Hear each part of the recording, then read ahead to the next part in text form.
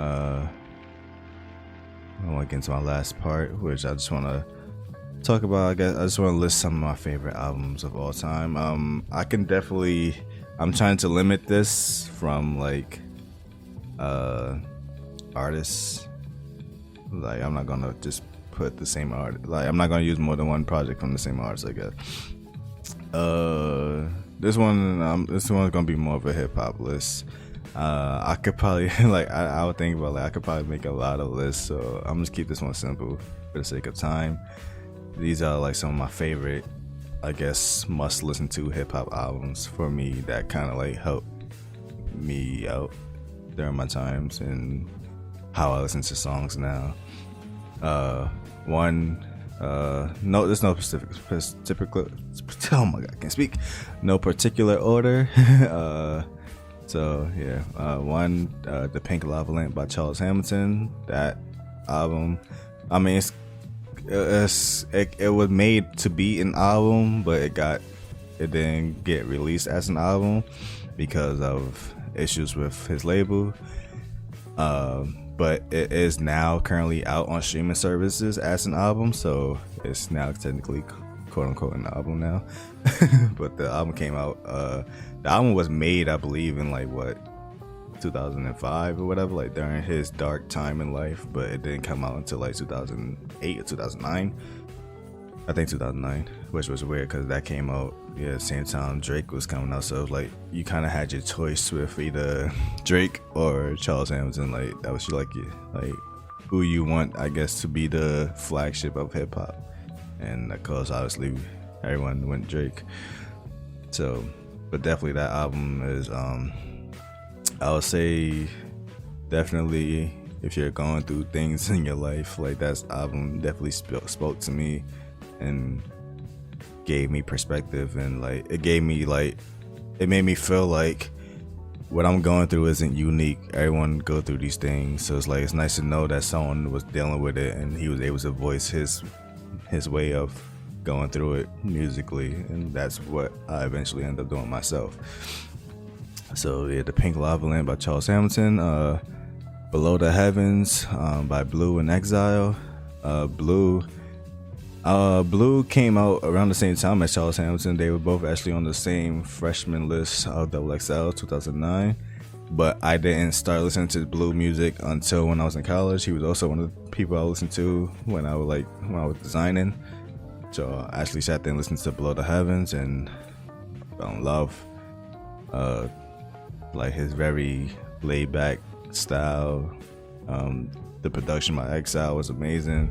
They just blended real perfectly, and the subject matter, some of the songs I could relate to, or I could feel like I can make myself relate to them. So it was dope.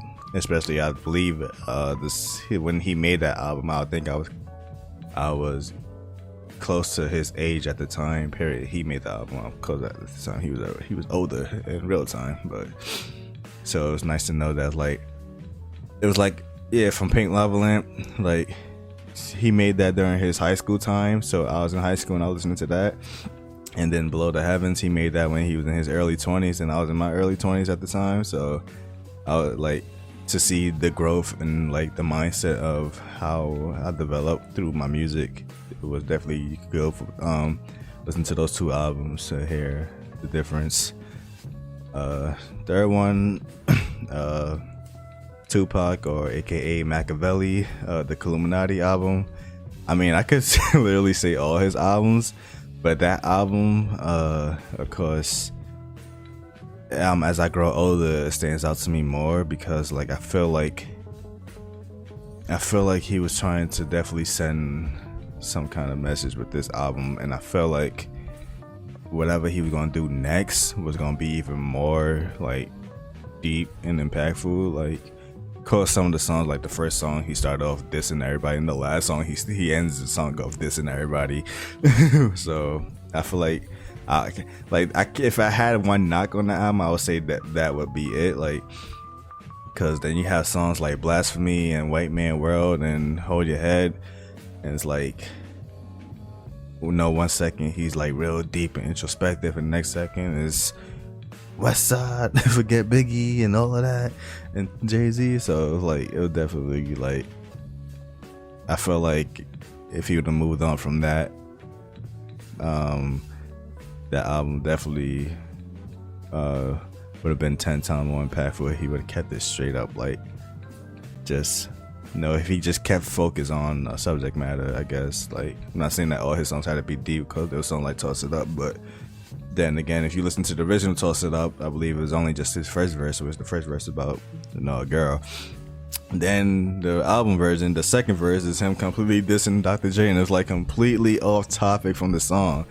So like, how you go from tossing it up, love making, and doing this with a female, and then dissing Dre? I'm like, what? So it's weird, but if like for those songs like White Man World, Blasphemy, Hold Your Head, Crazy, Just Like Daddy, those songs, like as I get older, I kind of appreciate them more. So yeah, but like I said, if I didn't limit this, I'll definitely say like almost all his projects is definitely on this list. Operation Doomsday by MF Doom, or like I said, I would put more. I would definitely recommend Food and Mad Villainy. But Operation Doomsday is like, that was his debut as the MF Doom persona. Of course, he was in the rap game a lot earlier, but you can see like it was just like a good opening to his style. Like just everything about him, like sampling old cartoons from Fantastic Four and Spider-Man about Dr. Doom to play with the character and the theme of the album, and then of course the beats, his rhymes. I like the I guess, I don't know, like the low quality sound of the album. Like the album sounds like like he was just in a basement somewhere just rapping over these beats, and I don't know, it just fits real well with it. Like listen to that, and then you listen to Mad Villainy, it sounds like he was like legit in the studio. So yeah. No News is Good News, I believe that's the name of it, by Fonte. I wanted to limit, I mean, I was kind of on the fence of how I want to categorize this, because Fonte originally started off with originally trio group, but became a duo group, Little Brother with Knife Wonder and rapper Big Pooh. So I didn't know if like I could easily put the Little Brother project as a separate thing, but that album specifically is weird, because the album is more of he's rapping from the perspective of, I guess, a man in his 30s, and here I am, I'm in my early 20s at the time the album came out, and I'm like, I don't know, I felt like I could relate to it for some reason. Like like the things he's going through in life are completely different from what I'm going through in my life, but I don't know, I felt like it still touched me. It's hard to explain. Like I had that album on repeat, and it's a very short album. I think it's only like 9 songs. I think it's 40 minutes overall. Like I definitely I learned that whole album like within a week. The Speaker Box and The Love Below by the Outkast. Interesting, because this was the album where they actually didn't work as the Outkast. Like they were both separate albums as like solo projects from each, but they just bundle it as an Outkast album, because there's some few songs, more so on the Speaker Box, where you can hear Andre is present on some of Big Boy songs. The Love Below, I would say, was mainly Andre. Big Boy had that one verse on Roses, but yeah, I think that album definitely, because growing up, most people always I can't speak well.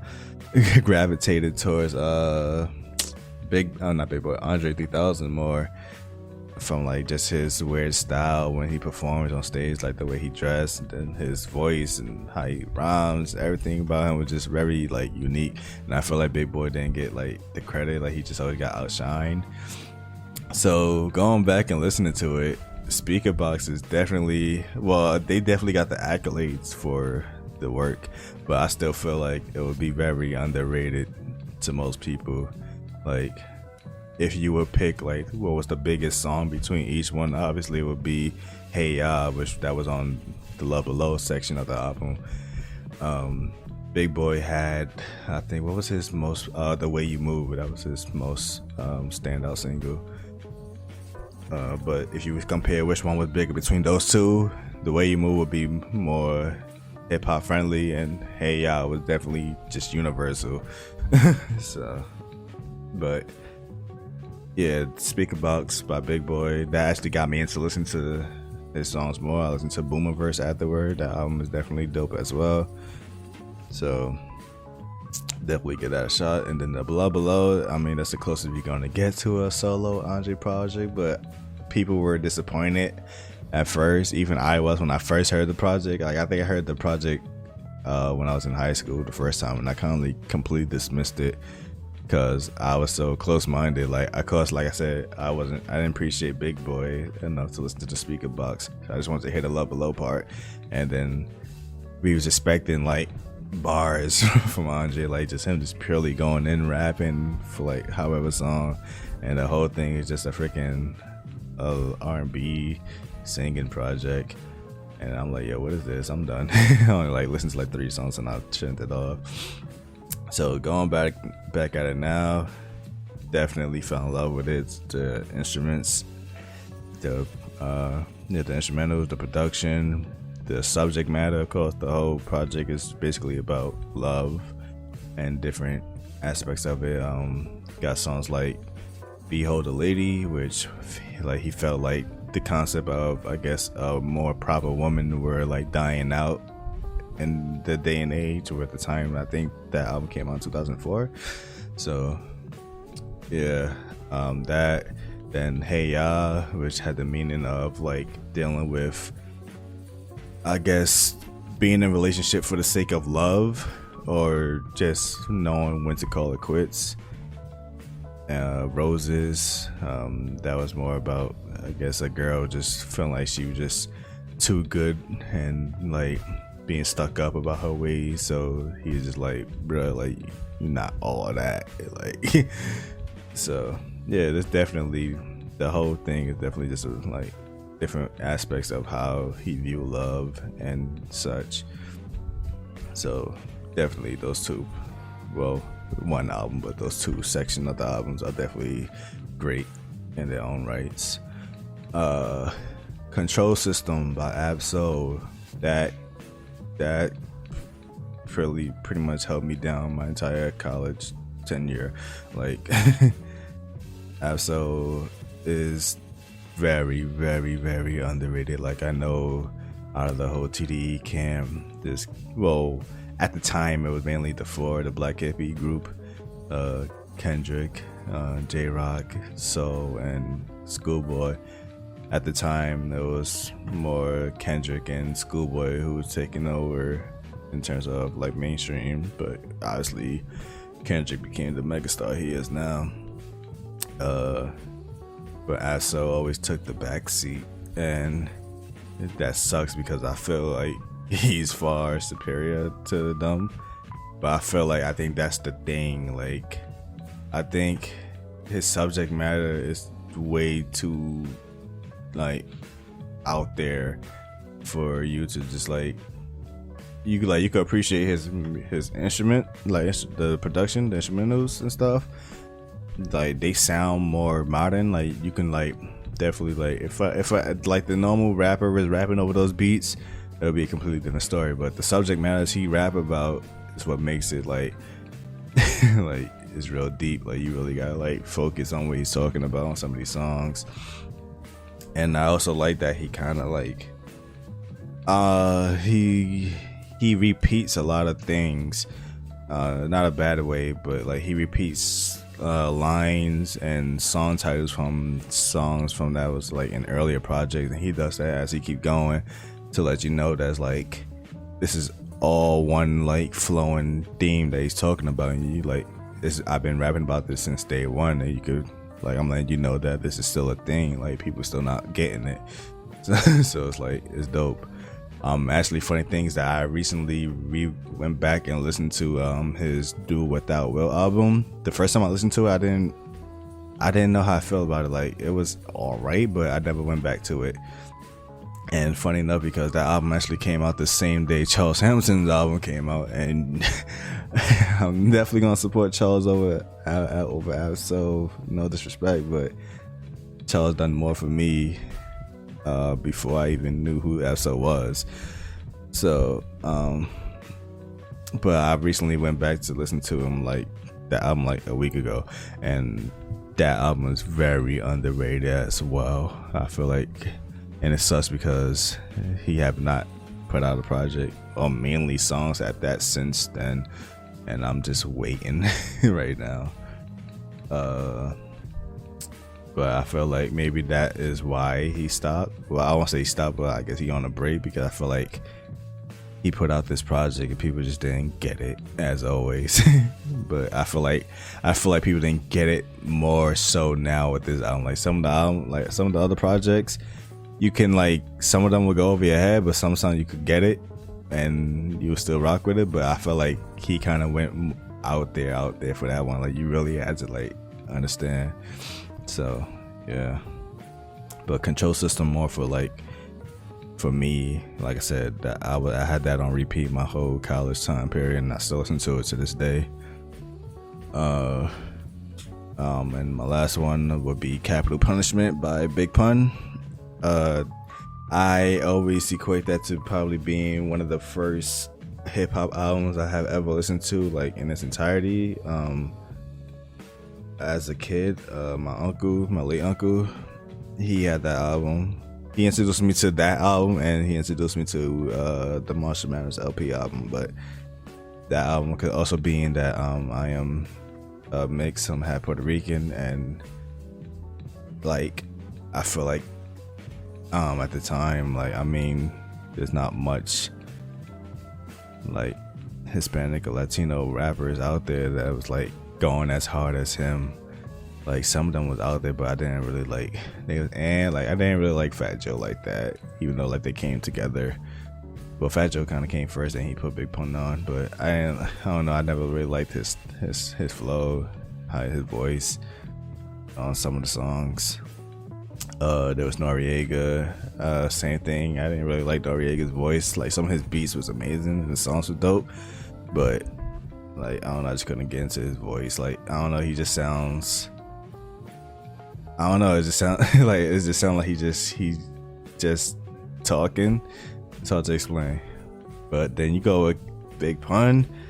I mean, it's this huge Latin dude that is just, like, rapping circles around people. Like, this man would just like, where's your oxygen? Like, this man would just be going on for, like, time after time, just rapping, strictly going at it. That album, it's like to get, I guess, a representation for my side, for that side of my life and my background. It was important to me, and of course, like I said, being introduced to it by my late uncle, who passed very early in my life. So, like, there's very few things that I remember him for, and that album is one of them. Like, he introduced me to that album. So definitely, and I say he's definitely very underrated in terms of, like, the best lyricists. I know people, like, give Biggie as, like, one of the greatest and Jay-Z, but I personally put him up there, like, possibly above them. Like, it's just amazing. I could keep going on, but that's as far as I'm gonna go.